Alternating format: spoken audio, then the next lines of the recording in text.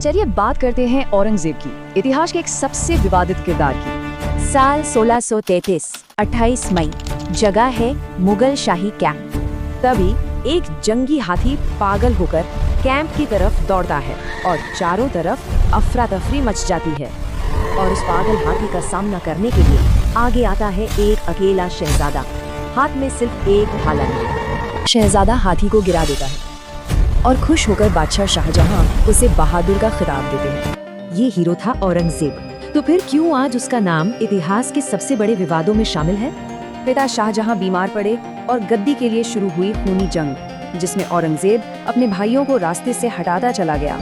एक बादशाह के तौर पर औरंगजेब का दौर बड़े ही गहरे और अजीब विरोधाभासों से भरा था। एक तरफ सती प्रथा जैसे सुधार, तो दूसरी तरफ दरबार में संगीत पर पाबंदी जैसे सख्त धार्मिक फरमान।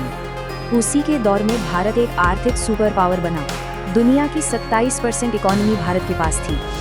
और ये भी सच है कि किसी भी मुगल बादशाह से ज्यादा हिंदू मनसबदार उसी की सल्तनत में थे।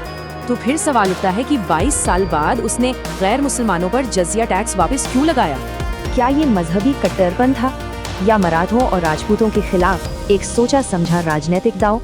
सबसे बड़ा विवाद तो मंदिरों को लेकर है। यहाँ औरंगजेब का किरदार सबसे ज्यादा उलझा हुआ दिखता है। जैसे 1659 में उसने बनारस के प्राचीन मंदिरों की हिफाजत का फरमान जारी किया, लेकिन वही बादशाह कई मंदिरों को दान भी देता है और कुछ मशहूर मंदिरों को तोड़ने का हुक्म भी।